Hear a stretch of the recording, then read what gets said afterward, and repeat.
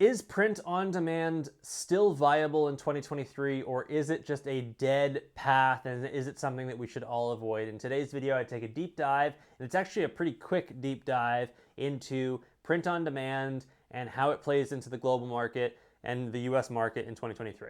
If you're not already subscribed to the channel, please consider subscribing. There's lots to learn on here. I won't even tell you what it is. You should go and look, and it will make you a wealthier individual in the long run. But I promise you, it's worth a deep dive. Okay, so let's say you're thinking about print on demand. You run a print on demand store. You used to run print on demand.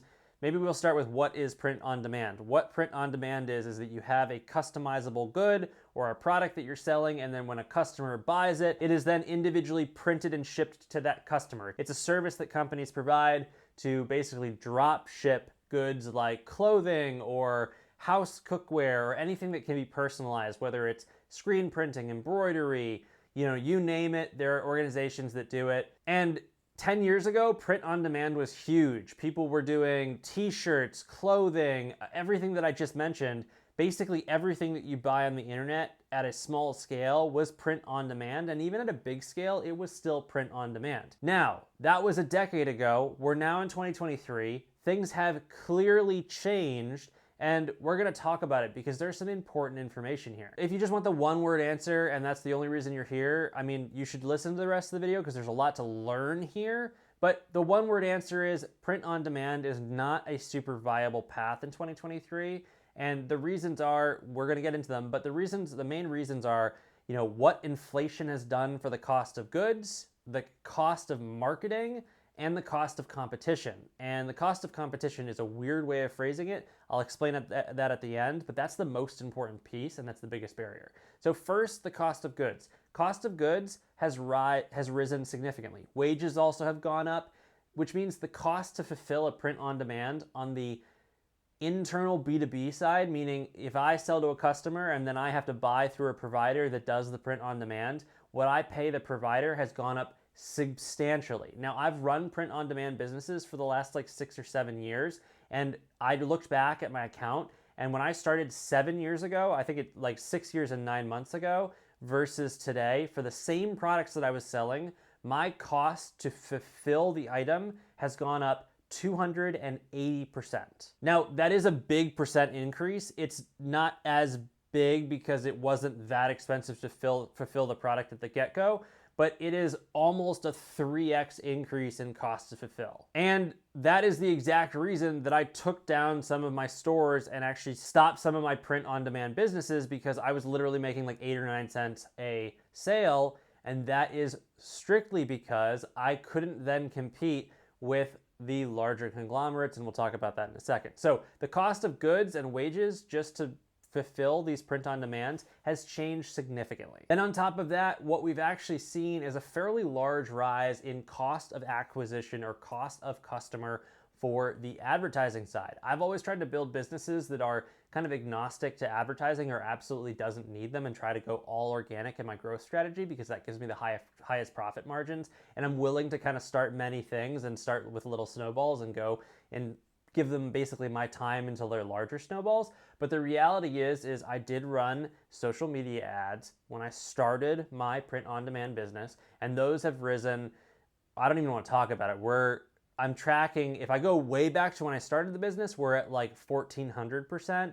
Right now, if you look back maybe, let's say 2 years, I'm even at like 300%, specifically for this niche. So I don't want to say that all ads have gone up in the cost of ad sets, but as algorithms are smarter and they're recognizing what you're doing and what you're selling and they're able to identify it, for sure I have seen an increase in cost of ads. And I've even run test ad sets between printed shirts and just other products that I've sold with separate businesses.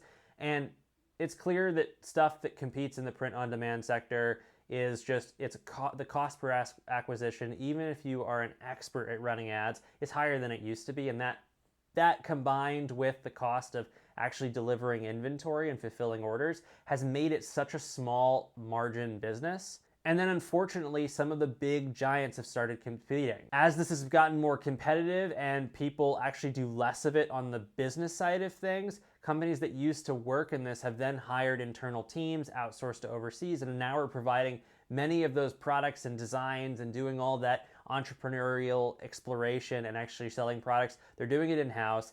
Amazon has their own print-on-demand site, but a lot of it is geared towards larger organizations that are selling to a following or something like that, where if you're just a standalone business, you just can't compete with the margins.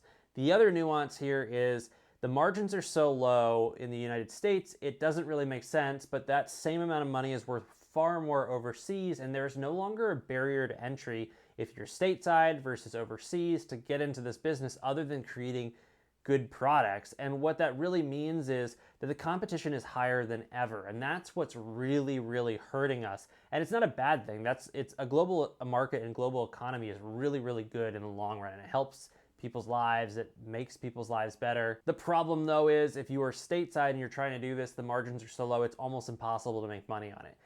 It's very hard to make any money if you're not advertising, and if you have to advertise, you're going to lose anyways. If you build in some redundancy on how you're pricing your products, you're taking a loss anyways. Now, it's really hard to actually take a loss if you just build enough fat in, but what I've noticed is it's not even worth your time and effort. It isn't worth mine. I haven't found a way to make it worth your time, and a lot of the videos that you see online, they're inherently getting sales through their own following, or they are sales that are peddling a course and they are artificial, and sometimes they're not. Sometimes if you pick up a trend and you do all those right things, you might get some sales, you might make some money, but the margins are so low that the money you're actually going to bring in without funding quite a lot or doing something in-house is very hard.